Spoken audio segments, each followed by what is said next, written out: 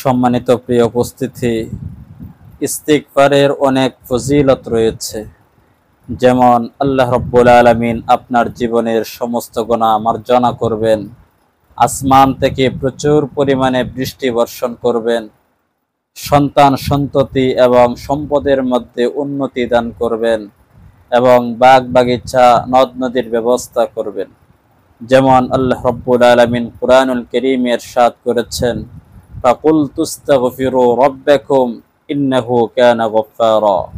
আমি আল্লাহ রাব্বুল আলামিন বলেছি, তোমরা তোমাদের রবের কাছে ইস্তিগফার তথা ক্ষমা প্রার্থনা করো। ইন্নাহু কানা গফফারা, নিশ্চয় তিনি অতিশয় ক্ষমাশীল। ইউরসিলিস সামাআ আলাইকুম মিদরারা, তোমাদের উপর আসমান থেকে প্রচুর পরিমাণে বৃষ্টি বর্ষণ করবেন। ওয়ায়ুমদিদুকুম বিআমওয়ালি ওয়া বানিনা, এবং তোমাদের সম্পদ এবং সন্তান সন্ততির মধ্যে উন্নতি দান করবেন। ওয়ায়াজআল লাকুম জান্নাতি ওয়ায়াজআল লাকুম আনহারা, তোমাদের জন্য বাগ বাগিচা এবং নদ নদীর ব্যবস্থা করবেন। তাছাড়া আল্লাহ রাব্বুল আলামিন কুরআনুল কারীমের অন্য আয়াতের মধ্যে ইস্তিগফার করার জন্য আমাদেরকে নির্দেশ প্রদান করেছেন।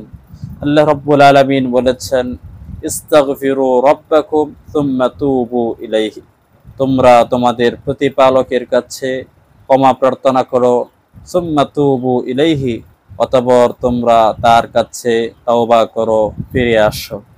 সম্মানিত প্রিয় বন্ধুরা, তাহলে আমরা বুঝতে পারলাম, আমরা যদি ইস্তিগফারের আমলটা বেশি পরিমাণে করতে পারি তাহলে আমাদের জন্য অনেক লাভ হবে। আমরা যারা বালা মুসিবতের মধ্যে আছি, যারা আমরা সন্তান সন্ততি এবং সম্পদের ক্ষেত্রে আমরা ক্ষতিগ্রস্ত আছি, আল্লাহ রাব্বুল আলামিন আমাদেরকে সম্পদ এবং সন্তান সন্ততির মধ্যে উন্নতি দান করবেন এবং আমাদের যত প্রয়োজন আছে আল্লাহ রাব্বুল আলামিন আশা করা যায় আমাদের প্রয়োজনগুলো মিটিয়ে দিবেন।